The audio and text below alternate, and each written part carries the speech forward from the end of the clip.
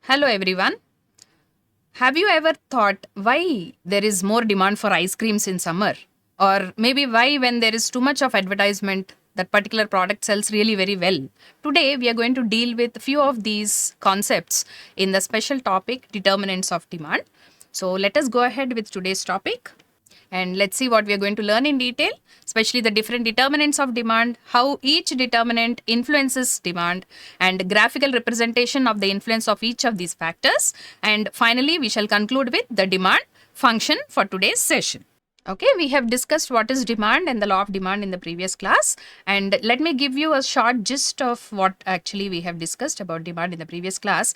That is, demand can be stated, demand for a particular product can be stated as while all other demand determining factors remaining constant, whenever there is an increase in the price of a product, there is a decrease in the amount of that product demanded, or the amount of quantity demanded of a particular product, and that we have represented graphically in this manner, where we have taken the quantity demanded on the x-axis and the price of a particular product on the y-axis. So as we have stated just now, as there is an increase in the price of the product, there is a decrease in the demand of that particular product, which can be represented as a graphical presentation in this manner, which is a negative slope, a downward slope, and that is convex in shape. So this shows an inverse proportionality between the price of the product and the quantity demanded of that particular product. So this is what is stated by the law of demand. Now we have seen in that context that while all other demand determining factors remaining constant. So today we are going to focus on what are all those other demand determining factors, starting from the price of the product, the income level of the consumer, which is represented by the letter I, tastes and preferences of the consumers represented by the letter T, and price of the related goods, which can be categorized as substitute goods as well as complementary goods. So we'll discuss in detail. And expectations of the future prices, which is represented by E, subscript P, and the expectations about the future income of that particular product, the size of the population in that area, the distribution of consumers over the different regions in that particular zone, the advertisement efforts or the advertisement costs related to that particular product promotion, and several other factors. So coming to this first factor, price of the product. So here we can observe this graphically, how price is affecting the quantity demanded of a particular product. As the price is increasing 1 by 1 unit, we can see or observe there is a fall in the total demand. So at this level, when the price of the product is at 1 unit, the quantity demanded is roughly here. The price of the product has increased to 2, we find the quantity demanded is decreasing. And further there is an increase in the price of the product, we find there is a further decrease in the quantity demanded of that particular product. So what is observed here, as there is a gradual increase in the amount of the price of the product, there is a gradual decrease in the quantity demanded of that particular product. So this is showing an inverse proportionality, or we call this slope a negative slope. This slope which is represented, this DD curve, this is called the demand curve. The demand curve is a negative slope, it's a downward slope. So we can call it in any of these contexts. And at the same time, this is an inverse proportionality between price of the product and quantity demanded of that particular product. So this is a very basic determinant of demand. So the demand or the requirement of that particular product or the sale of a particular product in the market is majorly dependent on the price of that particular product. So as the price increases, the customers or the consumers tend to purchase little lesser of the same, because when the price of the product increases, it indicates that the purchasing capacity of the consumer decreases. Purchasing capacity means that same money he will not be able to buy the same quantity as he was able to purchase earlier. So the capacity of that same money he is possessing to purchase the increased price product is going to decrease. So the purchasing capacity of the consumer is decreasing. So in such a context, he will tend to purchase little lesser goods, and the amount which he has decided for purchase of that type of goods, anyway he cannot purchase more than that because the price increased, and also he would not be ready to spend extra money over that to purchase that particular product because he understands already the price is high. So it is better to compromise over utilizing that product for some time. So this is how generally it is observed that as the price of the product increases, the customer does not feel like purchasing that product more. So as we have seen in the previous class, for a product to have demand, there are three major elements required. One is need for the product or desire for the product. So we have seen the three elements. One is desire. So okay, the customer needs it. And along with that, the customer should have the willingness to buy it. He should be ready to spend that money over that product. And also he should have the money available with him. So that is ability to pay or the affordability to pay for that particular product. So he is having the desire, he is having the money, okay, but that money which he has fixed, but he is not ready to spend more money over that, and he is not also ready to spend money for that product when the price has increased. So the demand for that particular product is going to decrease because the willingness is going to decrease. So this is how the price of the commodity, the price of any product, either it's a product or it is a service, as it increases, there is a decrease in the quantity demanded of that particular product. Next, coming to income of the consumers. So here, whenever a person earns more money than compared to what he was earning earlier, so he has surplus money with him, so his purchasing capacity has increased, so he'll be ready to purchase more product. That same product or multiple other products, he'll have more money to spend lavishly.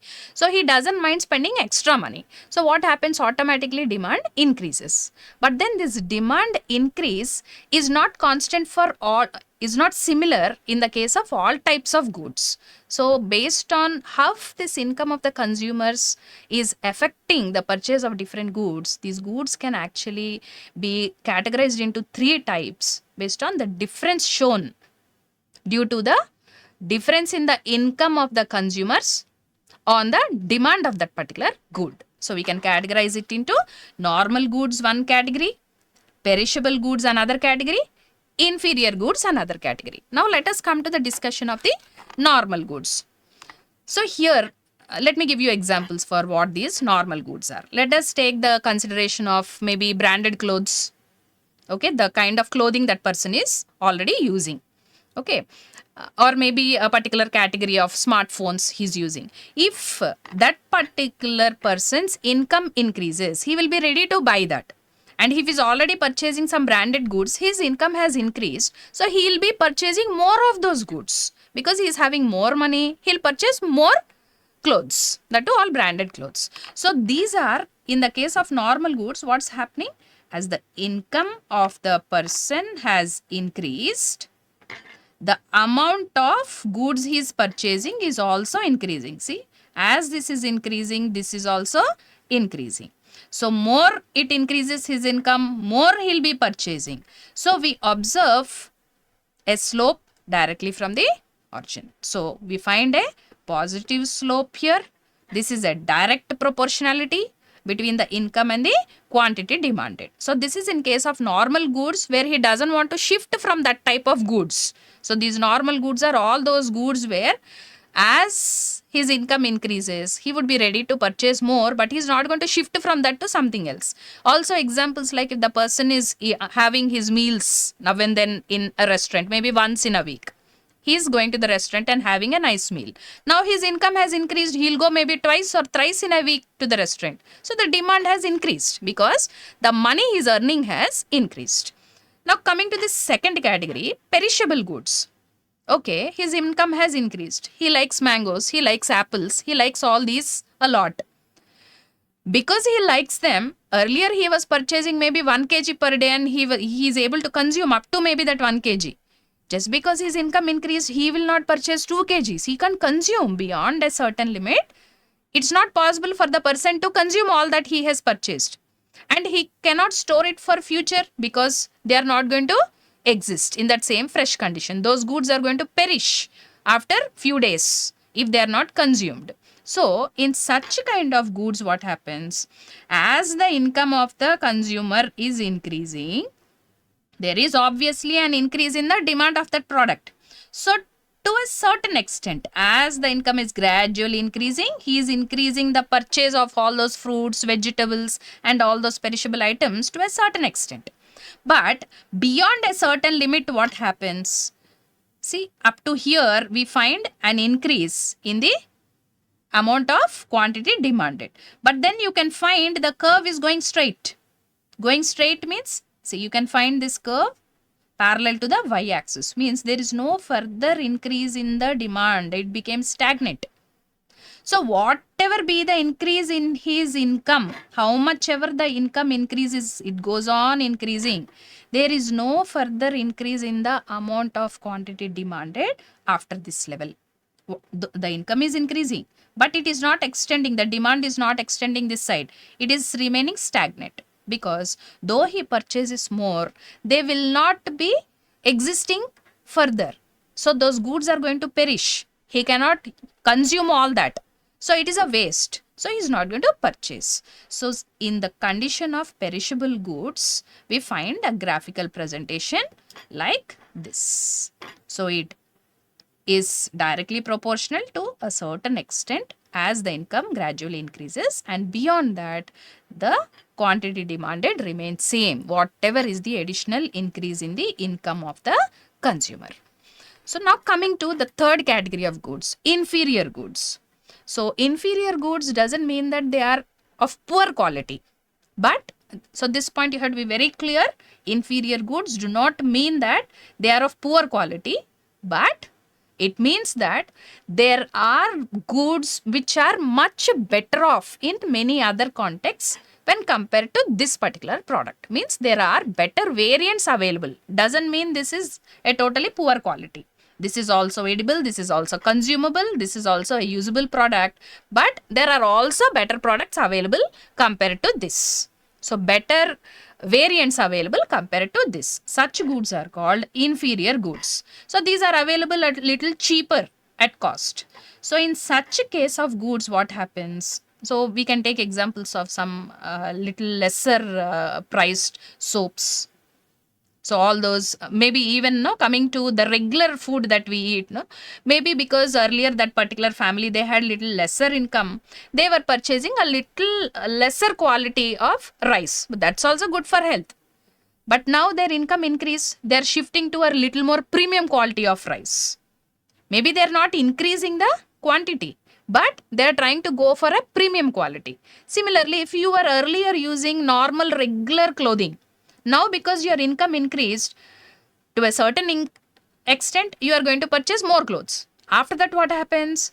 We are not going to purchase those normal clothes anymore. We have different brands available which are little more expensive. So we'll tend to shift to purchasing those nice, better brands. So both of them have their own durability. But then we are shifting to another brand. So in case of such inferior goods, what is observed? Which are at a little lesser cost, a little cheaper products, as the income increases, gradually you can find an increase in the quantity demanded. See, as the income is increasing, there is a demand increase also. So from 200 to 300, 2 to 3, the consumption. But then the income has increased beyond 300. What happens? As the income is increasing here from 300 to 400, instead of the demand increasing from 3 to 4, it is going back. The curve so far extended positively, suddenly it is becoming a negative curve. It's going backwards. Means the quantity demanded of this product is becoming lesser after the income increases to a certain extent. What is the reason here? The person, once his income increased beyond 300, he stopped purchasing this previous product, the regular clothing, and he started purchasing a branded clothing. So this regular clothing demand started decreasing. From here onwards, it started decreasing. Okay. So this is what happens in the case of inferior goods with an increase in the income of the consumers. So basically, as the income of the consumers increases, the consumer tends to purchase more. So he is ready to spend more because he is having more money with him. That spend on which type of goods he does is variant. So based on the type of good, whether the income of the consumer is going to have a positive relationship with the quantity demanded, or it's going to show a case of increase to a certain extent and stagnation of a certain after a certain extent, or an increase to a certain extent and a reversal, a decrease in the quantity demanded after a certain extent, depends on the type of goods. So this you have to be very careful, especially examination point of view. You have to give the special categories and also examples for each of these categories, and especially the specific graphs. So this is a very detailed explanation of income of the consumers impacting the amount of quantity demanded. If it's simply to be denoted, simply, if you do not want all these subtypes, bluntly, a very short way of representing how income of the consumer and the demand of that particular, the quantity demanded of the particular product is related. So it can be simply represented as a slope in this manner, which is a positive slope showing a direct proportionality between income and the quantity demanded. But in depth, we can categorize it into variations shown in the condition of a normal good, perishable good, and inferior goods. Now coming to the third determinant of the demand for a particular product, tastes and preferences of the consumers. So here, now majority of the times we go by the trends. Now till then maybe we were purchasing a particular type of product, but then just because something is so viral and something is so trending and everyone is using that particular product, we try to purchase that particular product because we also want to have that product with us. So how that trending aspects really create demand means we change our tastes. Earlier we might be having some other taste, we might have liked some other brand, but now because this is the trend, we also are ready to follow the trend. We don't want to be out of that race. So this changes our tastes also. So based on that taste and the preference of the consumers at that time, the sale or the demand for that particular product at that time is definitely going to change. And here we have seen that example, right? Here, viral and trending shoes, for example. If all of them are purchasing that, we too want to have one pair. And coming to here, I've given some examples of pizzas, momos, waffles, and all this. Some time back, at least 5 to 6 years back, really majority of us do not know what are these momos or waffles and all such things. Of course, we did know pizzas. And before that, another 10 years or 15 years back, even pizzas were not much in trend. So we did not know them. Once we started knowing them, tasting them and understanding how good they are or maybe how we felt happy with them, we started preferring them. Slowly, momos started entering, a little bit of the pizzas maybe started dwindling down, and craze for momos started increasing. Different variants of momos, you have special outlets for momos, different types of momos, right? And then waffles, earlier we never knew, but past 5 to 6 years this trend has started, and now you find special shops or special outlets for waffles. So this why the demand arise, because people started preferring these over the earlier ones. So the tastes and preferences have changed, because of which the demand for that particular product is going to differ.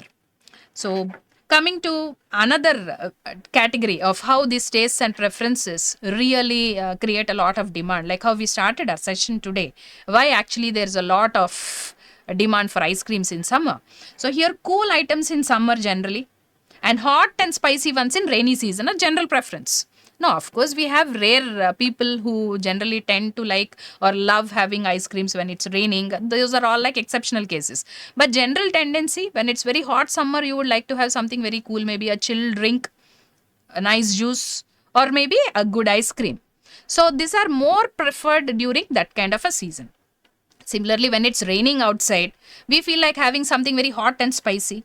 So the tastes and preferences at that time are going to decide the amount of demand for that particular product. So this is how tastes and preferences of the consumers, whether because it is trending at that time, or maybe the trend is changing over a period of time, or maybe due to some seasonal impacts or any kind of variations, where the tastes and preferences of the consumers keep changing, that is going to be the deciding factor for the demand of a particular product in that particular area. So now let us look at a graphical presentation, because I told you we are going to learn the graphical presentations, and sometimes this particular topic is very important, where it can be asked examination point of view separately. Even when it's asked as an essay, you should be able to give the in-depth details of it. So when we try to represent this graphically, so always as usual, our x-axis is denoted with this, or we represent the demand for the product on the x-axis, and here we are going to denote the tastes and preferences of the consumers on the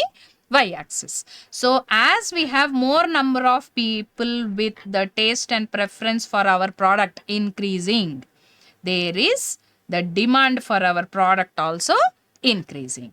So as there is an increase in the number of people having taste and preference for our product, we have increase in demand for our product. So this shows a positive slope, a direct proportionality, and this is how we can graphically represent how tastes and preferences of the consumers impact the quantity demanded of a particular product. So this is our demand curve in this context. So now let us go to the next category, prices of related goods. So this is something very interesting. Let us see why I say this is interesting. We said related goods means we are not talking here about how the price of our product is going to affect the demand of our product, but how price of some other product is going to affect the demand of our product. Okay. This effect can be in two categories. The first one is when the other product or the related product we are talking about is a substitute product for us. When it is a substitute. So when do we call it as a substitute? Let me give you an example. Now all of you are aware of the very familiar cool drinks, Coca-Cola and Pepsi-Cola.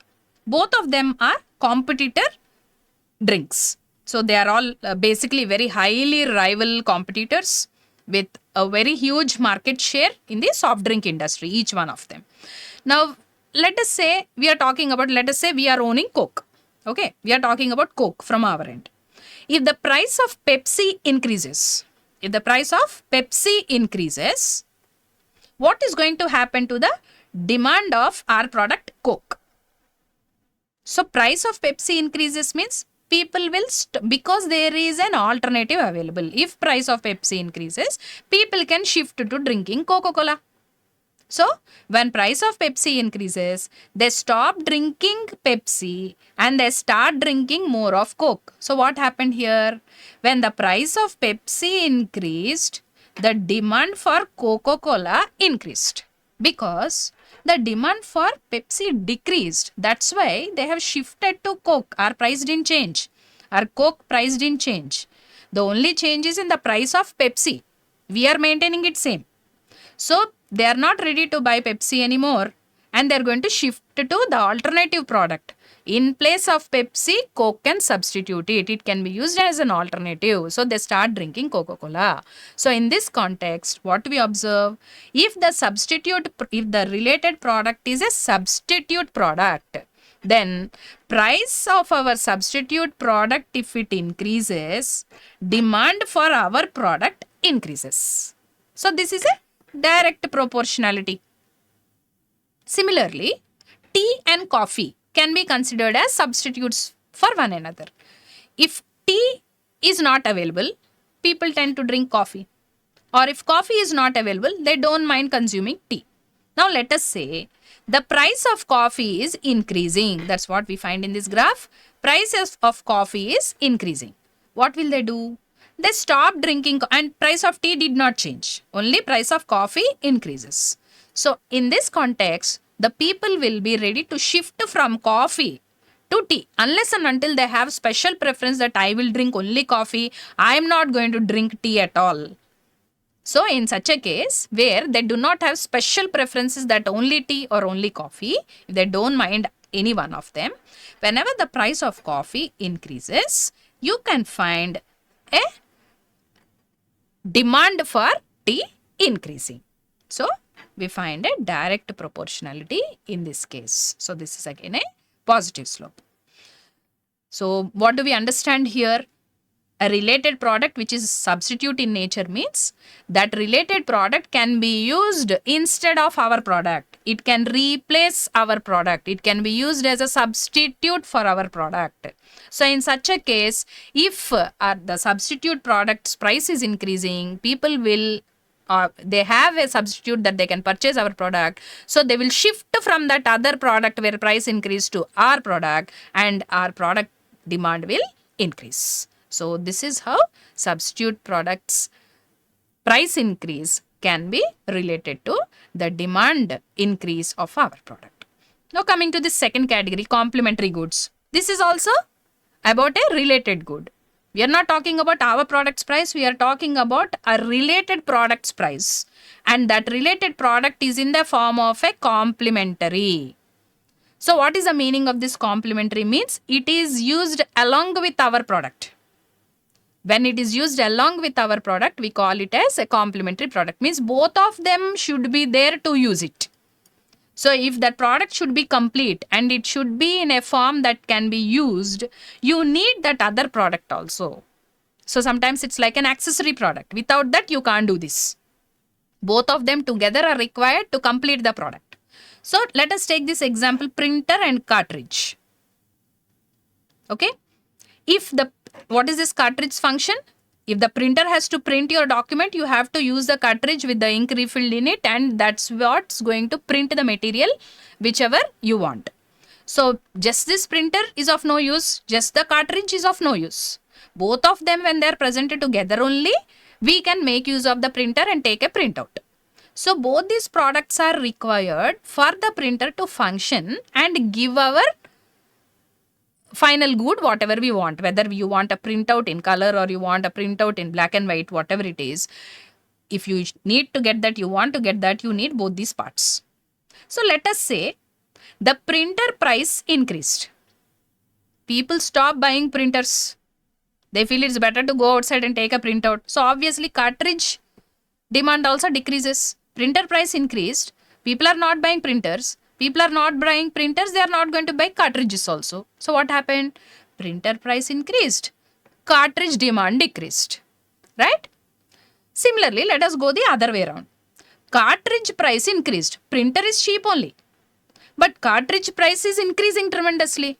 So any wise person, what they'll think, instead I'll go outside and get a printout. If I purchase a printer also, I have to spend too much on the cartridge. So it is waste of my money to take a printout once or twice and spend so much money over it. So he's not going to buy the printer even, because the cartridge price is very expensive.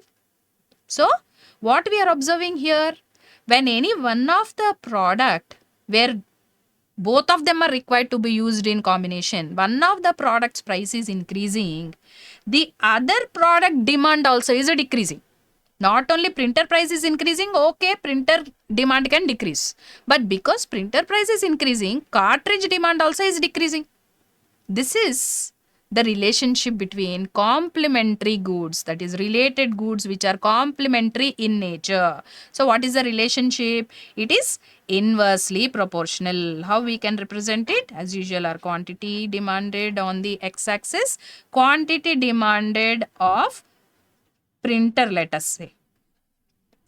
Okay, the quantity demanded of a printer, while we are talking about the price of a cartridge. Okay, the price of cartridge is going on increasing. So we feel it is useless to buy the printer because it's going to become very expensive for the printouts. So what's happening? Let us say this is our initial cartridge price and this is the amount of quantity of printers that were purchased at this price. But now the price of the cartridge is going on increasing. A little more it increased. So obviously the amount of printers purchased is going to decrease. So increase in the price of the cartridge is resulting in decrease of the demand of the printer. Similarly, if you reverse it, printer this side, cartridge this side, also same thing happens. So what is happening when the products are related in nature by complementary condition, that is where both of them are required to go hand in hand for the functionality to happen, then the related product, that is a complementary product's price increase, is going to result in our product's demand decrease. So there is an inverse proportionality observed in this condition. We find an inverse proportionality. So this is the condition of how prices of related goods are going to affect the demand for our particular product. So we have seen two types of these related goods. One is substitute in nature, where the product can be used as an alternative for our product, where it shows the relationship of that substitute product's price increase is going to impact our demand with a positive node, that is our demand is also going to increase. Whereas in the case of a complementary product, if the price of our complementary product increases, the demand of our product is going to decrease, which shows a negative relationship or a negative slope or an inverse proportionality.